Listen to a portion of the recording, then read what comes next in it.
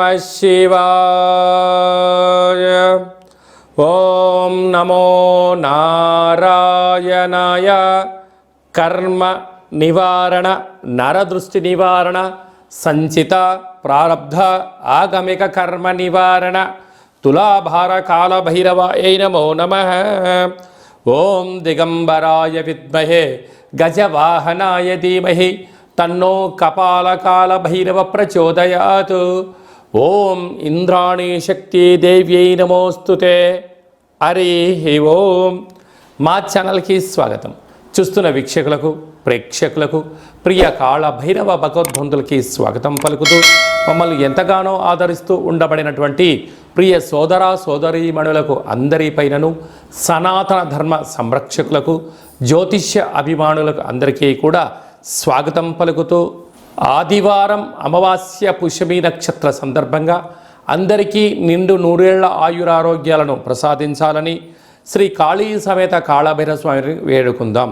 అందులో ఈసారి ఆదివారం అమావాస్య పుష్యమి నక్షత్ర సందర్భంగా రవి పుష్యార్క యోగం అందరికీ కలగాలని, అందరికీ మనతో రాబోయేటువంటి భవిష్యత్తులో ఉండబడినటువంటి 7 తరాల వారికి అద్భుత ధన రాజకీయ యోగ సకల ఐశ్వర్యం ఆనందాన్ని ఆ బుధాదిత్య రాజయోగ కారణము, రవి పుష్యార్క యోగ కారణము, ఆదివారం అమావాస్య కారణం చేత అందరికీ ప్రసాదించాలని కోరుకుందాం.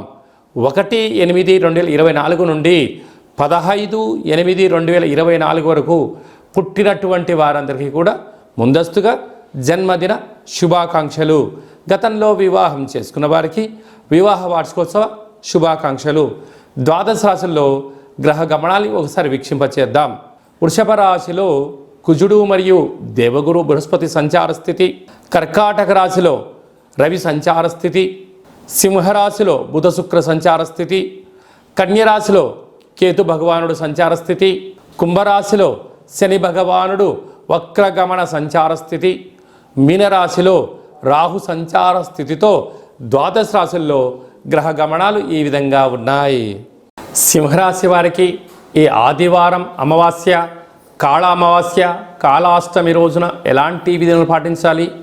వ్యయంలో రవి, సప్తమంలో శని భగవానుడు, అష్టమంలో రాహు సంచార స్థితి దోషంగా ఉన్నప్పుడు ఈ కాళామావాస్య రోజున మనం ఎలాంటి విధులను పాటించాలో ఈ వీడియోలో సవివరంగా సంపూర్ణంగా తెలుసుకుందాం. సింహరాశిలో ఏ నక్షత్రాలు వస్తాయి అనగా మఖా నక్షత్రంలోని 4 పాదాలు, పుబ్బా నక్షత్రం 4 పాదాలు, ఉత్తరా నక్షత్రంలోని 1 పాదం కలిపితే సింహరాశి అవడం జరుగుతుంది. చాలామందికి డేటా ఆఫ్ బర్త్లో లేనటువంటి కారణం వలన పేరు యొక్క మొదటి అక్షరాన్ని అనుసరిస్తూ రాశిని తెలుసుకునే ప్రయత్నం చేద్దాం.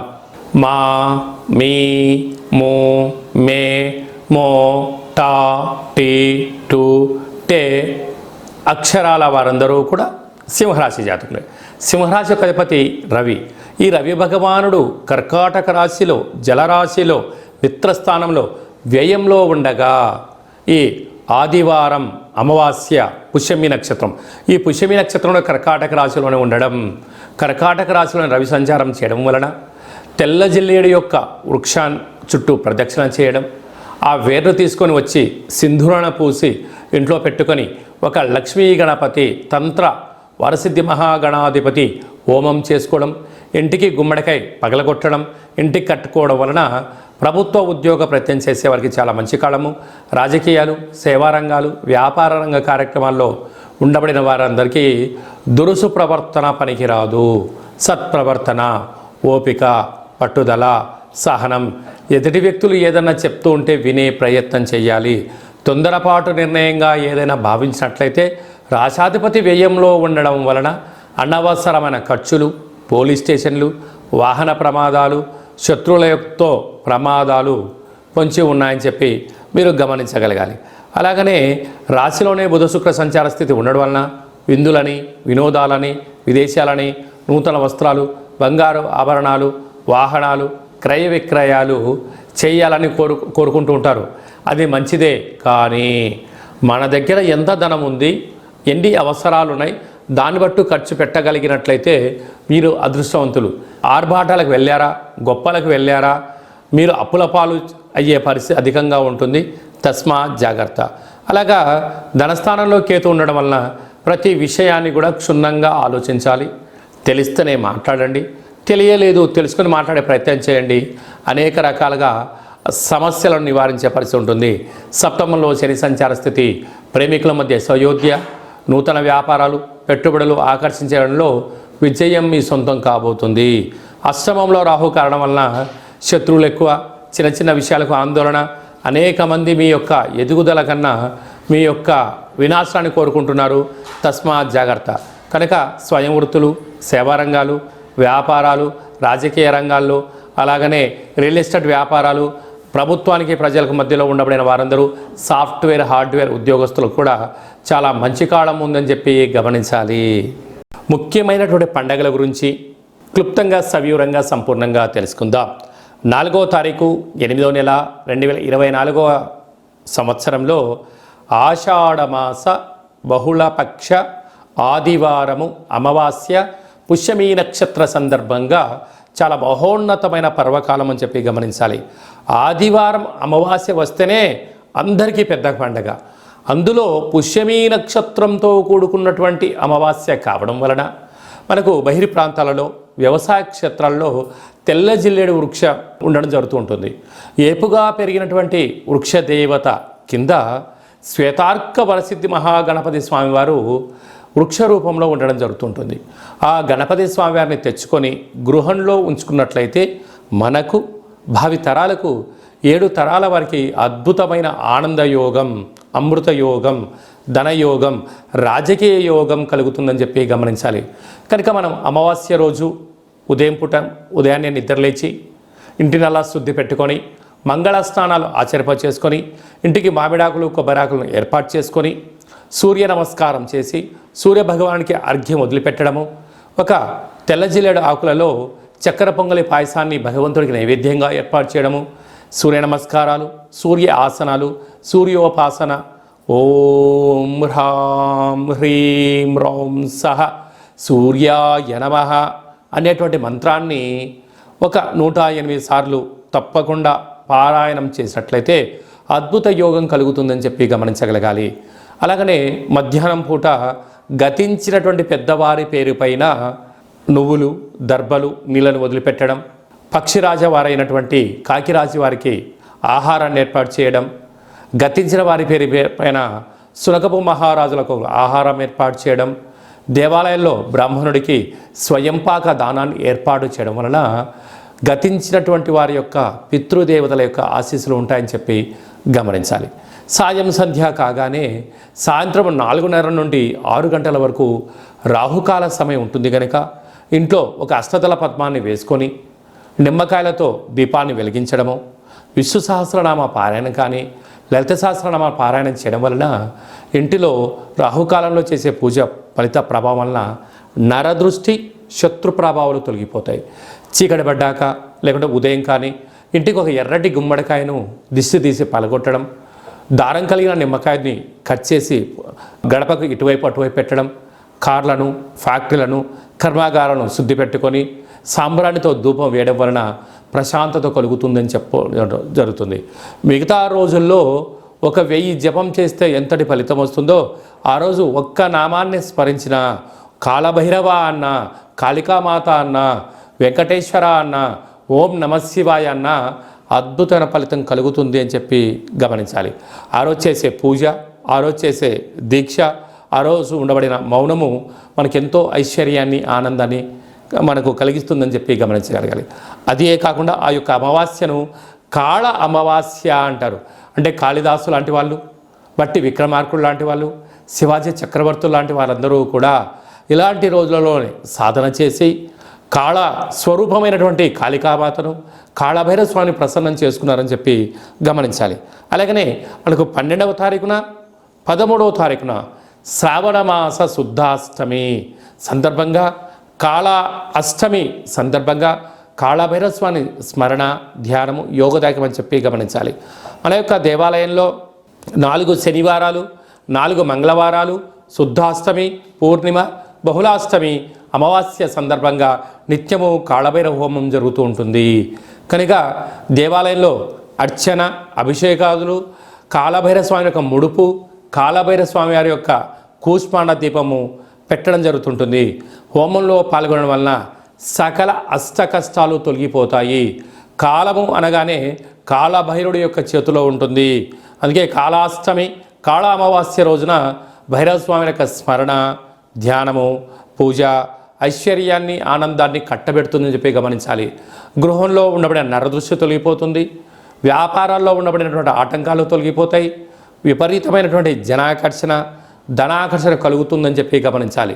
ఆసక్తి కలిగితే ఇంట్లో చేసుకోండి.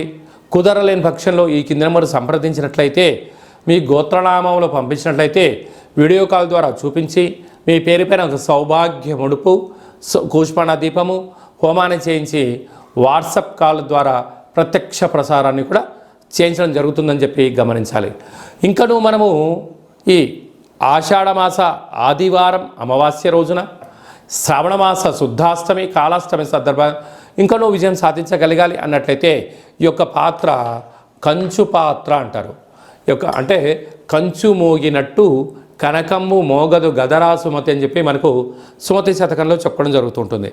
రాసులు 12 ఎలా ఉంటాయో 12ని అచ్చు వేయడం జరుగుతుంటుంది. పూజ చేసిన తదనంతరము ఈ యొక్క పాత్రను ఇలా ఎడమ చేతో పట్టుకొని కుడి చేతో ఈ కరసాహం తీసుకొని ఇలా చిన్నగా శబ్దం చేసినట్లయితే ఓంకార శబ్దం రావడం జరుగుతుంటుంది.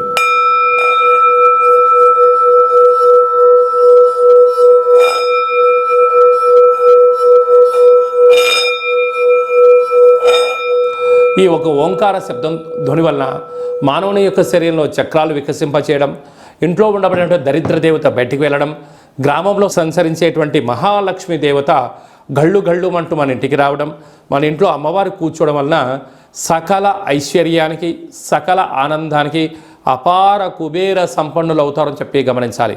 ఈ యొక్క కాళభైరవ స్వామి అక్షయ పాత్ర మరియు మీకు ఒక కాళభైరవ స్వామి ఒక పిరమిడు, డాలరు, కంకణము, కాళభైరవ హోమం చేయించడం జరుగుతుంది.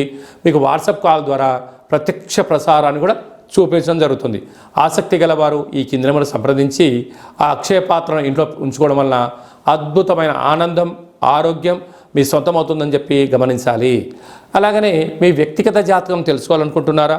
మీ పుట్టినటువంటి కాల సమయంలో మీకు తల్లిదండ్రులు పెట్టిన పేరు, డేటు, నెల, సంవత్సరం, సమయం వ్రాసి పంపించినట్లయితే 100 సంవత్సరాల జాతకాన్ని వ్రాసి సవివరంగా పంపించడం జరుగుతుంది. మీరు పుట్టినప్పుడు గ్రహ గమనాలు ఎలా ఉన్నాయి, ప్రస్తుతం ఎలా ఉంటున్నాయి, రాబోయే కాలంలో ఎలా ఉండబోతున్నాయో సవివరంగా సంపూర్ణంగా తెలియజేయడం జరుగుతుంటుంది. అలాగనే చాలామందికి పుట్టినటువంటి కాల సమయంలో డేటా బర్త్లు లేనటువంటి వారందరికీ మీ పేరు యొక్క మొదటి అక్షరాన్ని అనుసరిస్తూ రాసి తెలియచేస్తూ ప్రస్తుత కాలమాన ప్రకారంగా గ్రహ గమనాలు ఎలా ఉన్నాయి, భవిష్యత్తులో ఎలా ఉండబోతున్నాయో అనేటువంటి విషయాన్ని తెలియచేస్తూ రమణ శాస్త్రం ద్వారా అనగా గవ్వల ద్వారా భూత, భవిష్యత్, వర్తమానాన్ని తెలియజేయడం జరుగుతుంది గవ్వల ద్వారా. కనుక డేటా బర్త్లు లేనటువంటి వారికి గవ్వల ద్వారా జ్యోతిష్యాన్ని చెప్పడం జరుగుతుంది. కనుక మన వ్యక్తిగత జాతకాన్ని తెలుసుకుందాం, గ్రహాలలో ఉండబడిన దోషాలను తెలుసుకుందాం, తినేటువంటి ఆహారాల్లో, వేసుకునే వస్త్రాల్లో, చేసే పనుల్లో స్వల్పమైన మార్పులు చేసుకుందాం. అద్భుతమైన, ఆనందకరమైన, ఆరోగ్యకరమైన, కుబేర సంపన్నమైన జీవితానికి స్వాగతం పలుకుతాం. కనుక ఆసక్తి గలవారు ఈ కింద సంప్రదించి అపాయింట్మెంట్ తీసుకొని సంప్రదించగలరు. అలాగనే మీ అబ్బాయికి కానీ అమ్మాయికి కానీ ఎంత ప్రయత్నం చేసినా వివాహం అవ్వడం లేదా? ఎందుకు వివాహం అవ్వడం లేదు? జాతకంలో ఎలాంటి దోషాలు ఉన్నాయి, వివాహం ఎప్పుడవుతుంది, ఎలాంటి అబ్బాయితో అమ్మాయితో కలపడం వలన వీరి యొక్క గణగుణాలు బాగుంటాయో తెలుసుకోవడం జరుగుతుంటుంది. కనుక జాతకాన్ని తెలుసుకుందాం, మంచి వివాహ సంబంధం తెచ్చుకుందాం, భావితరాల్లో మంచి ఆనందకరం జీవితం పొందుదాం. కనుక వచ్చేటువంటి జాతకాన్ని వధూవరుల యొక్క పాదాలు, గుణాలు, సంతాన యోగము, అలాగనే విదేశీయాన యోగము, ఎలాంటి యోగాలు ఉన్నాయో కూడా తెలుసుకుందాం. అలాగే మీ అబ్బాయి కానీ అమ్మాయికి కానీ చిన్నపిల్లలు పుట్టినట్లయితే ఏ మాసంలో పుట్టితే ఎలాంటి పేర్లు పెట్టుకోవాలి, నక్షత్రంలో ఉన్న విశిష్టత ఎంతో కూడా తెలియజేయడం జరుగుతుంటుంది. ఈ యొక్క మాసంలో పుట్టినట్టు రోజు వారందరికీ కూడా, అలాగే వివాహ వార్షికోత్సవం చేసుకుంటున్న వారందరికీ కూడా మన యొక్క దేవాలయంలో ప్రత్యేకంగా కాళభైరవ హోమం చేయించడం జరుగుతుంటుంది. అలాగనే ప్రసాదం కూడా పంపించడం జరుగుతుంది. మనమందరము కూడా కలియుగ కాలంలో కాళభైరవ స్వామికి స్మరణ చేద్దాం, కష్టాలకు స్వస్తి పలుకుదాం, ఐశ్వర్యానికి స్వాగతం పలుకుతాం. అందరికీ ఆదివారం అమావాస్య పుష్యమీ నక్షత్ర సందర్భంగా ఆశీస్సులు కోరుకుంటూ ఆశీర్వచనం. ఓం కాళకాలాయ విద్మహే కాళాతీతాయ ధీమహి తన్నో కాళభైరవ ప్రచోదయాత్. శతమానం భవతి శతాయు పురుష సతేంద్రియ ఆయుష్యేవేంద్రియే ప్రతిష్టతి. ధనం ధాన్యం బహుపుత్రలాభం శత సంవత్సరం దీర్ఘమాయు. సర్వే జనా సుఖినో భవంతు. లోకా సమస్తా సుఖినో భవంతు. సర్వం కాళభైరవ దేవతార్పణమస్తు.